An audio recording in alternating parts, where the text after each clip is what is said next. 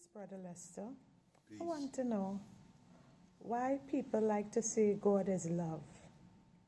With all the wars and everything that is happening, look at like what just happened in Turkey. Why we like to say God is love and peace and everything, and it have so much of destruction going around about us, right or wrong us? Well, that's a twofold question, but that starts with a man by the name of Adam. But that also starts with the misunderstanding that people have about God from the Bible. The Lord never spoke to anybody, but there's only one cell phone. This cell phone. This is the word of truth, which is the Bible. Now it's up to you whether or not you believe or you don't believe what it is that you're reading. But because things is like clothes on your mind, so it can be either truth or lies that you wrap yourself into inside your mind. And because people don't like to denude themselves and accept the fact that the things that they have taught or they have been learned is wrong due to their philosophies, their ideologies, their theories, their myths that they perceive to be right by their lying pastors and preachers and teachers. So they accept those things as right, but yet those things are not of the scriptures and so forth like that. So when they get denuded now by going into the word, it's like your whole foundation that you've been built up on from the time of your life. Your Roman Catholic doctrine and Roman Catholicism has many daughters. So whether you're Pentecostal, and I'm finding a lot of black people are Pentecostal, Baptist, Seventh-day Adventist, Methodist, all these different philosophies come from out of Roman Catholicism, which is the great whore or the beast in the Bible in Revelation, okay?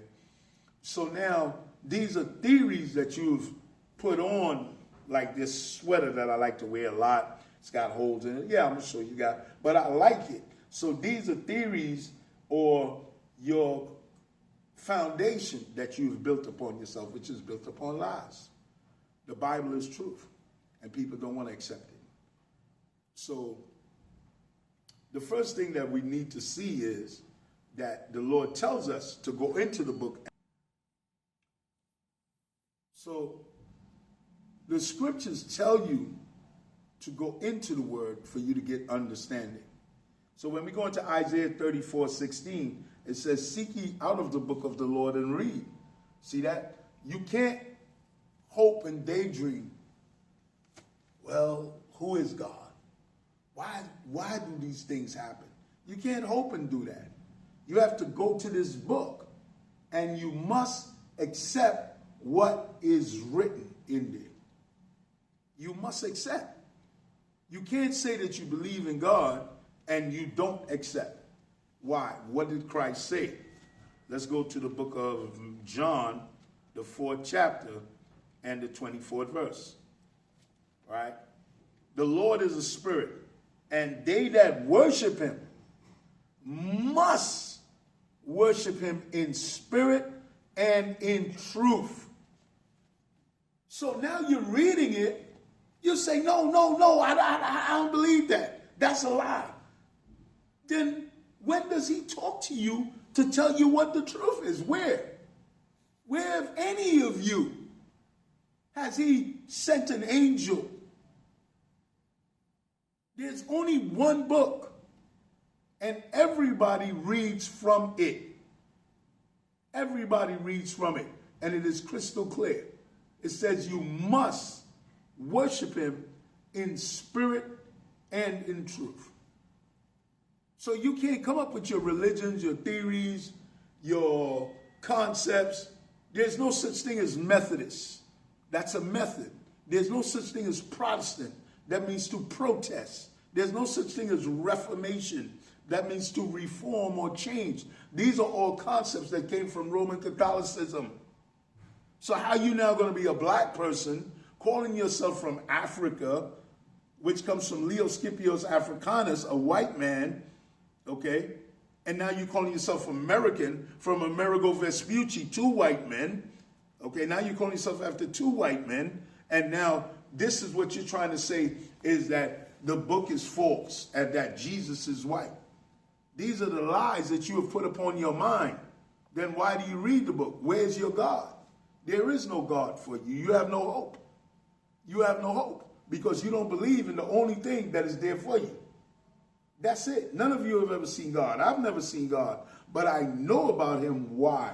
So to answer your question, I'm going to go to Isaiah 34, verse 16. Isaiah 45, verse 7. Right? Let's go to Isaiah 45, verse 7. He says, I form the light and create darkness. I make peace and create evil. I, the Lord, do all these things. See that? So now you know the source. Now you know the source. But now what happened? What happened? Something was called purpose and destiny. He created everything with purpose and destiny. So let's look at the answer to your question. Let's go as to why death and illness came into this world. Let's look at rebellion and let's look. Genesis, the 2nd chapter and the 15th, 16th, and 17th verse. And the Lord took the man and put him into the Garden of Eden. Now, Eden is the entire planet. Let me clear things up for you guys. The word Eden just means beautiful world. The entire planet Earth is Eden. Okay, Africa is not Eden. The garden was eastward in Eden. That's why if you go to the top of the verse, the 8th verse, and the Lord power planted a garden eastward in Eden. There was no Garden of Eden. People twist things up. Okay, eastward was the direction, just like people say, well, I'm from the West Indies. Okay, direction is west. Indies is just the people that they couldn't find the right place. So they said, well, you're Indian, West Indies. And that's all of a sudden that got tagged to that region. Okay, so let's drop down. And the Lord power took the man and put him into the Garden of Eden to dress it and to keep it. Now, it's not talking about plants. It's talking about the people that were there. He had to dress, meaning he had to teach them what was right and what was wrong, because he was the king.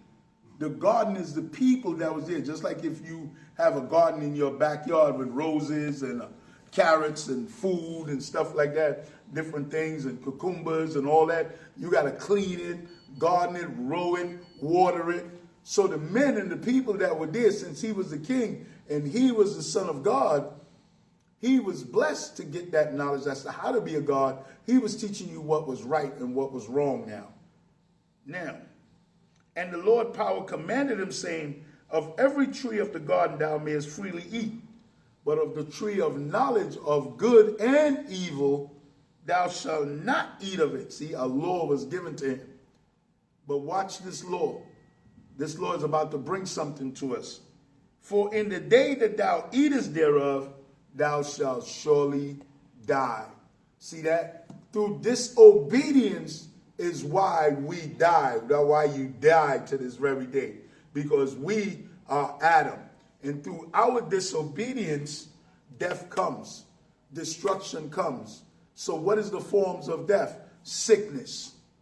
All the different sicknesses, loneliness, envy, malice. All these are the different forms that come from death into the physical breakdown of dis-ease that happens to us. That's how you die. Okay? You die because you don't understand your power. You die because you're not happy. You die because of all the maladies. So this man here brought all these maladies into the world that is on us now. Robbery, theft, murder, and then finally the dissolution from the spirit from the body, old age. All these things is happening to us. So we were supposed to live eternity. We were supposed to live eternity. So what do you mean that we were supposed to live eternity? Methuselah lived almost one day. One day with the Lord is 1,000 years. Okay? Methuselah lived 990-something years old. Let's look at that. In the book of Genesis still, the 5th chapter, right? Let's go to Genesis, the 5th chapter, right? This is the book of the generations of Adam. In the day the Lord created man. In the likeness of the Lord made he him. Male and female created he them. The Lord never took a rib from a man. That's a misunderstanding because people are in religion. The Lord said in that day he created male and female. Just go back to Genesis, the 1st chapter and the 26th verse. He told you I created man and woman and blessed them and told them be fruitful and multiply. Why he didn't say, well, he created man first, then a woman from out of a man. See, you don't understand the Bible. You don't understand the Bible. Men and women were created, and he called their name Adam, because the word Adam means taken from the earth. Brown skin complexion means taken from the earth. Okay, the earth is brown. It ain't no red color. Okay, now let's come back here. Male and female created he them, and blessed them, and called their name Adam in the day that they were created. Wait, and Adam lived 130 years and begat a son in his own likeness, after his image, and called his name Seth. So at 130 years, back in that time, this man was standing upright like me and having sex. Wait, hold on. And the days of Adam after he begat Seth was 800 years, and he begat sons and daughters at 800 years. Wait, he wasn't shriveled up. Oh, sonny. Oh, lay down there, Ma, because I got to enter into you. Oh, open your legs now, because this is how it's going to go. No, he was standing upright because the Spirit of God was in him. But wait. And he begat sons and daughters. And all the days that Adam lived was 930 years, and he died. What do you mean, 930 years? Was he a prune? Was he on 2 canes, and he could barely move at 930 years? No, that's not what it is. The God force was in him because he was the Son of God. The God force was in him. See, you need to know the word, man, instead of coming up with your damn theories and your lies. Instead of coming up with your theories and your lies and your philosophies and your religions, the God force was in him because he's the Son of God. 930 years this man lived. One day. One day with the Lord is 1,000 years. Methuselah of his line lived longer than that. That's why people always make the quote, as old as Methuselah. And they were having sex at 500 years. So what kind of women were they having sex with at 500 years? Were they having sex with one woman?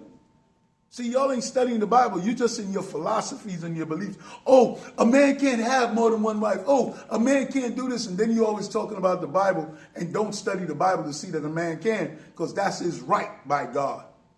That's his right by God. A woman was created for a man. A man wasn't created for a woman.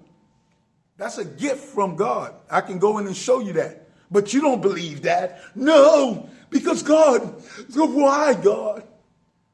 Nobody asks his disbelief of God like man and woman, man. Nobody. But then they say that they read the Bible. So let's further deal with that. So death came into the world. How do you die?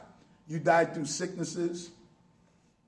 I got a young man now. He got Epstein-Barr virus. It's breaking me. It's breaking me. It hurts. Ain't nothing I can do. But that's part of my curse. He don't know that that's part of his curse. That's part of his curse. Okay, because that is the death. So now, because of the curse that brought all these diseases into the world, now he's breaking down. Now he's breaking down. Now they got to give him steroids and all these different things to pull himself back up. Just because I disobeyed. Just because I disobeyed. And disobedience is sin. 1 John 4:8.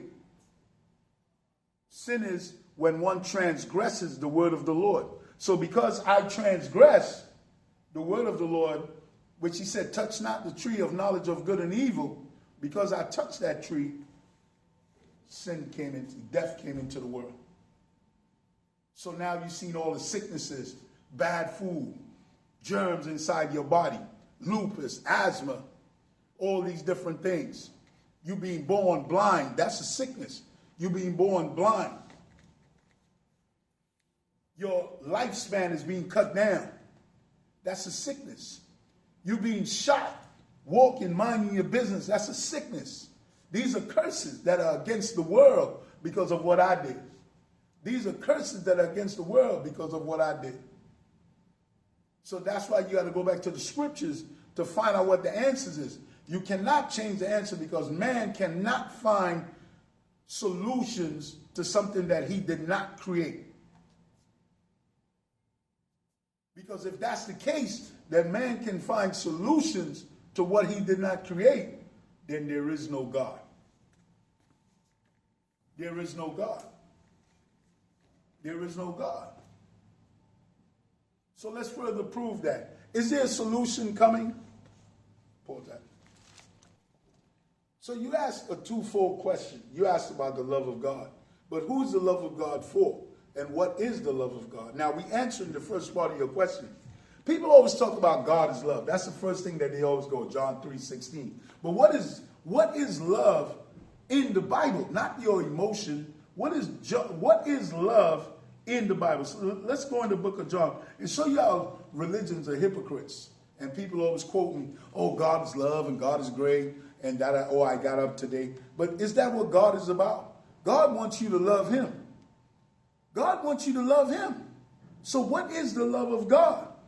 Okay, so let's go in the book of John, right? Let's see how this works out. Let's go in the Gospel of John and look at the love of God. All right?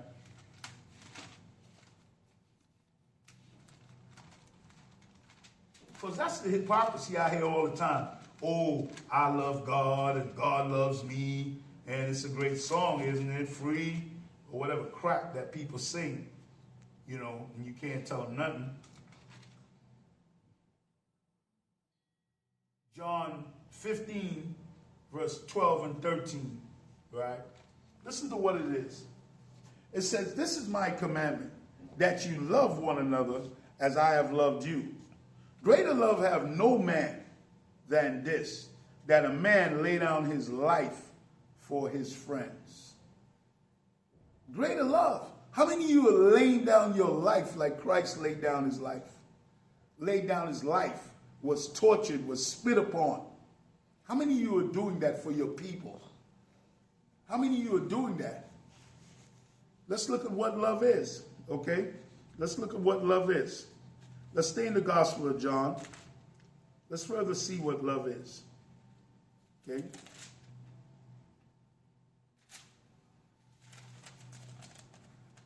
Stay in the Gospel of John.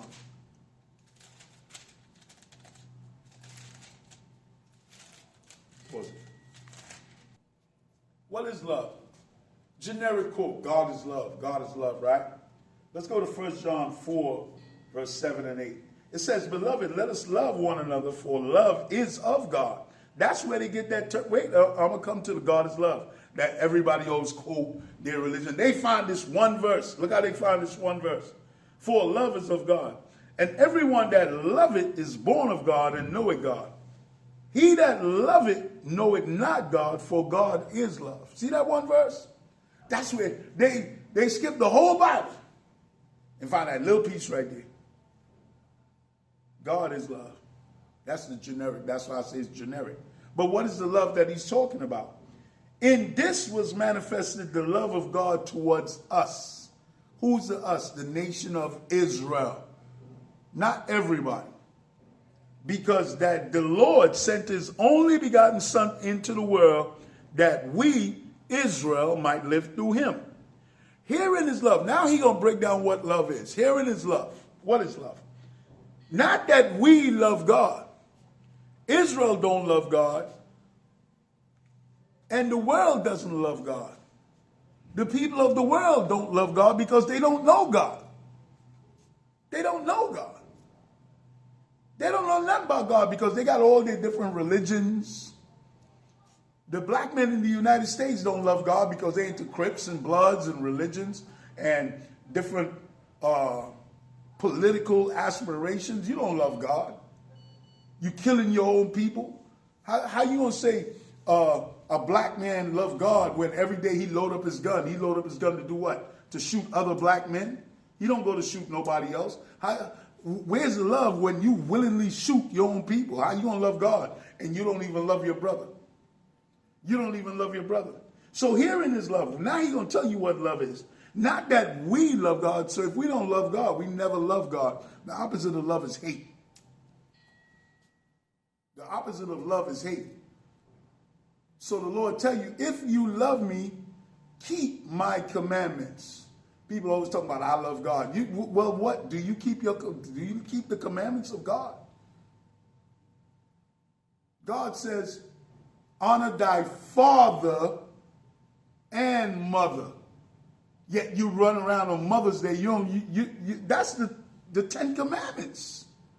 That's the Ten Commandments that you always crying about. See how you break the commandments? He said, if you love me, keep my commandments, my laws. The Lord said, honor thy father, honor the man. You know why honor the man? Because from the man comes the man and woman. The Lord is a man. So you dishonor him by going Mother Nature, like a woman created the universe. You dishonor him. You dishonor the Father because the Father stands for you. The Father, a man goes and fights for you. A man goes and gets food for you. A man sets up a house for you. You dishonor the Father. The strength of a man. The reason why women get things in this kingdom is because of what a man has done. Men build all the skyscrapers. Ain't no woman climbing up no building in no skyscrapers. That's the hypocrisy of this country, man, and what we believe in. Herein is love, not that we love the Lord, but that he loved us and sent his son to be a propitiation for his sins, for our sins. So the reason why Christ came down as a sacrifice is because God, the Father, loved us, the nation of Israel. That's why. That is love. Now, what was his purpose now of Christ coming down? He's about to fix death. He's about to fix the plagues. He's about to fix loneliness. He's about to fix envy. He's about to fix hatred. All that. He's going to bundle all that up and squash it. Because the kingdom of the Lord is coming, which is going to be a righteous kingdom. Let's look at that. Let's go in the book of Romans.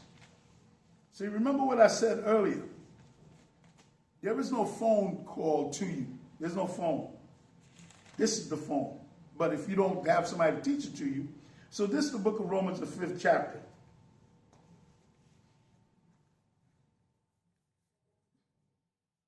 The 8th verse. For the Lord commanded his love towards us in that while we were yet sinners, Christ died for us. So are we in sin? Somebody gonna try to tell me yesterday that she was baptized so she no longer commits sin. Then if you don't commit sin, then you must be perfect. See, a black woman running her mouth once again, don't know what the hell she's talking about. Yes, that's exactly what I said. A black woman running her mouth, don't know what the hell she's talking about because I was speaking to a black woman. Number one, when you do not commit sin anymore, therefore you are perfect because you're not committing a crime. So if you are perfect, then what need is there of Christ then? If Christ died for sinners and you do not commit sin because you've been baptized, then there is no need for him and his blood, if you understand the Bible. Blood was for the shedding of sin. Blood was a sacrifice so that you don't get hit. So now that you've baptized according to her, then the sins, now she's done. That's what she was trying to tell me. So that's why I told her, you need to shut the hell up. You don't know what the hell you're talking about. Because that's not biblical. The Bible tells you everybody commits sin every day. So who are you to state that you don't commit sin? Everybody commits sin. So if I steal from somebody and you kill somebody, it doesn't matter because I stole and you killed, or, let's say I did Father's Day and somebody, it doesn't matter with the Lord. You are sinning. I'm not greater than anybody else. And this is why I say, These people need to shut the hell up, and the Lord is going to come and shut them up. Let's drop down in Romans the 5th chapter. Wherefore, as by one man, Adam, sin entered into the world, and death by sin. So because I transgressed, sin entered into the world. So what is sin? Sin is transgression of God's law. So when I transgress God's law, that sin, that disobedience brought death. Okay? And so death passed on to all men, that all have sinned. See, wait a minute. So what the hell is she talking about? She said she don't commit no sin. She's been baptized. She's been saved. Wait a minute. So then that would mean that Christ is lying. That all men have sinned. For until the law, sin in the world, but sin is not imputed where there is no law. Nevertheless, death reigned from Adam to Moses, even over them that had not sinned, after the similitude of Adam's transgression, who is the figure of him that was to come. Him that was to come was Christ. Now watch this. We're going to drop down.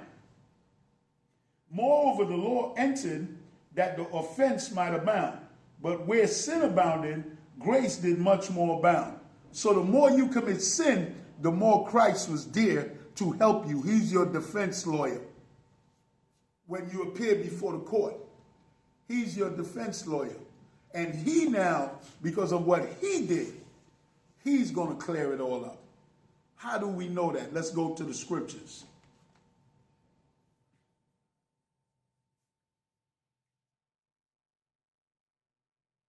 Let's go into the book of 1 Corinthians. Let's go into the book of 1 Corinthians, the 15th chapter.